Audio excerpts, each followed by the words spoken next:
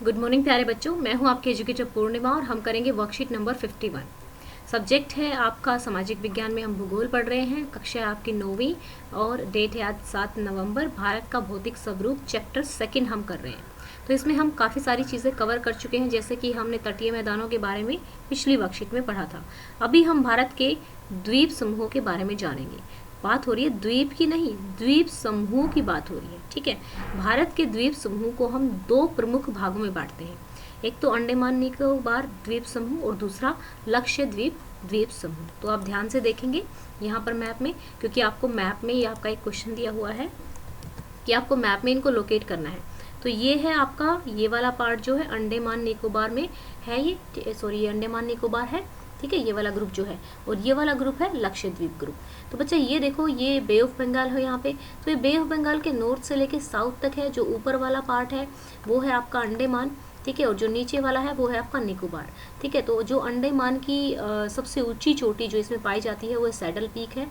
ठीक है, तो यहाँ पर लक्ष्य ये आपका फोल्डिंग प्रोसेस से बना हुआ है और ये कोरल से बना हुआ है। ये 36 आइलैंड्स हैं यहाँ पर इस साइड में।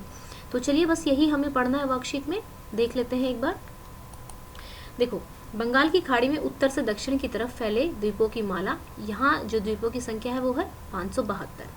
इसका उत्तरी भाग अंडमान द्वीप, दक्षिणी भाग निकोबार द्वीप है।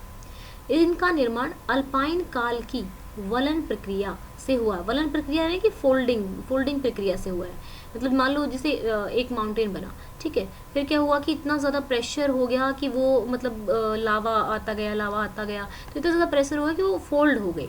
ये प्रक्रिया आपको थोड़ी सी सुनने में अजीब लग रही होगी, लेकिन इसी तरीके से इनका निर्माण हुआ है।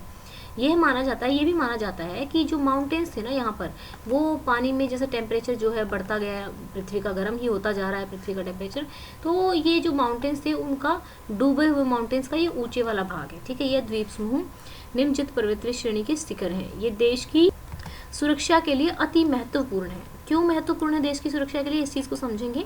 यहाँ पे देखो, अपने देश का मतलब मान लो अगर ये द्वीप हमारे नहीं होते तो यहाँ इतना ही एरिया रह जाता। अब यहाँ से हम यहाँ पे भी कांटेक्ट कर सकते हैं और इधर भी हम जो भी कंट्रीज है वहाँ भी कांटेक्ट कर सकते हैं। सर्वाइलेंस के लिए हम अपने डिवाइस भी यहाँ पर इम्प्लीमेंट कर सकते हैं। यहाँ पर क्योंकि जो ये है ना, ये विषुवत रेखा यानी कि जो भूमध्य रेखा होती है उसके बिल्कुल निकट में है, तो इसलिए जो इनकी जलवायु है वो विषुवतीय है। यहाँ पे घने जल पाए जाते हैं और बहुत ही ज़्यादा विविधता यहाँ पर मिलती है। अगर अंडमान की सबसे ऊंची चोटी की बात की जाए तो वो है 737 मीटर, जिसका नाम है माउंट शेडल। ठीक है, और अगर बात की जाए निकोबार द्वीप समूह की तो उसका नाम है माउंट थ्यूलियर। ठीक है, अब इस क्षेत्र में ना दो ज्वालामुखी द्वीप भी हैं, जिसमें से एक एक्टिव है। बैरन महाद्वीप जो है एक मात्र सक्रिय ज्वालामुखी है। ठीक है, नारकोंडम द्वीप दूसरा है इसका। ठीक है, नेक्स्ट है लक्षद्वीप समूह, दूसरे को डिस्कस करेंगे। केरल मालाबार के तट के पास स्थित है। अब मालाबार तट हमने पिछली वर्कशीट में कवर किया था। यह मध्य महासागरीय कटक का ही उत्तरी भाग है।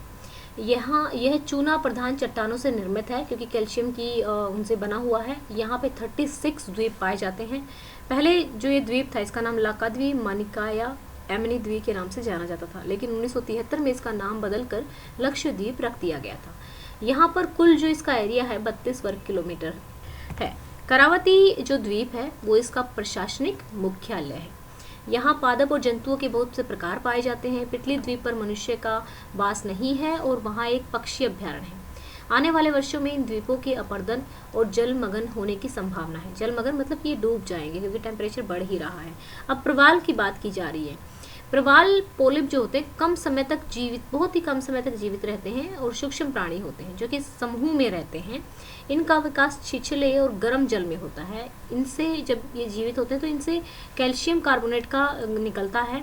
प्रवाल स्राव व प्रवाल अस्थियाँ तीले के रूप में जमा होती रहती हैं। जब ये मुख्यतः 3 प्रकार के होते हैं: प्रवाल रोधिका, तटीय प्रवाल, वित्तीय प्रवाल वलय।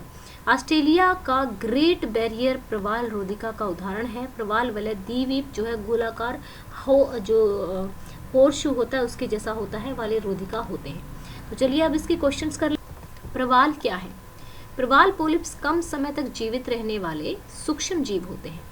ये समूह में रहते हैं तथा इनका विकास छिछले कीचड़ मुक्त गर्म पानी में होता है। गर्म मतलब इतना गर्म नहीं, जस्ट ठंडा नहीं होना चाहिए, वो अराउंड अप्रोक्स आप कह सकते हैं कि 27 डिग्री के आसपास का टेम्परेचर रहना चाहिए। बहुत ज़्यादा गर्म भी नहीं होना चाहिए और बहुत ज़्यादा ठंडा भी नहीं होना चाहिए। भारत में कौन कौन से द्वीप समूह हैं? भारत में 2 द्वीप समूह हैं, अंडमान निकोबार द्वीप समूह और लक्षद्वीप द्वीप समूह। तो मानचित्र में मैंने आपको दिखा ही दिया है जब समझाया था, तो आपको इनको आप खुद चाहो तो मैप ड्रॉ कर लेना, नहीं तो आप लोग मैप खरीद ही लो। मैं 3 वर्कशीट से कह रही हूँ आप लोगों को, क्योंकि एक बार जब हम वर्कशीट मैप में कर लेते हैं ना ड्रॉ, तो हम जिंदगी भर नहीं भूलते। जब हम कोई चीज़ लिख लेते हैं अपने हाथों से तो वो हम बहुत टाइम बाद भूलते हैं, अगर भूलते हैं तो। लक्षद्वीप समूह की 5 बातें बताइए। लक्षद्वीप समूह केरल के मालाबार तट के पास स्थित है। यह चूना प्रधान चट्टानों से निर्मित है। लक्षद्वीप समूह में 36 द्वीप पाए जाते हैं, 32 वर्ग किलोमीटर में फैला हुआ है। करावती द्वीप यहाँ का प्रशासनिक मुख्यालय है। ठीक है, ये सारे के सारे आप लिखेंगे। अंडमान निकोबार द्वीप समूह की जलवायु कैसी है? विषुवतीय जलवायु है यहाँ की। क्यों? क्योंकि ये विषुवतीय रेखा के निकट स्थित है। नेक्स्ट क्वेश्चन है, भारत के द्वीप के सर्वोच्च शिखर का नाम बताइए। भारत के द्वीपों का सर्वोच्च शिखर, मतलब सर्वोच्च का सबसे ऊंचे शिखर का नाम पूछा गया है, तो अंडमान में स्थित माउंट सैडल है, जिसकी ऊंचाई 737 मीटर है। अगर आपको लगता है कि दूसरा भी लिखना है, निकोबार द्वीप समूह वाला भी लिखना है, तो ये लिख सकते हैं, सर्वोच्च शिखर माउंटेन थ्यूलियर है, किसका? निकोबार द्वीप समूह का। तो ये लाइन भी अगर आप चाहो तो ऐड कर सकते हो, ये वाली, ठीक है ना। लेकिन क्योंकि ऊंचा तो यही है सबसे, ये वाला सैडल वाला 737 मीटर है और ये 642 है, तो आप ये ऐड करना चाहो तो अपने आंसर में ऐड कर सकते हैं। Thank you so much for the support and love you are giving to me. तो इस वीडियो का टारगेट हम रख लेते हैं 1000 लाइक्स का। अगर आपके पास नोटिफिकेशन नहीं मिल रहे तो प्लीज़ अपने बेल बटन को चेक कर लीजिएगा, वीडियोस को शेयर कीजिएगा। Thank you, have a nice day, may God bless you.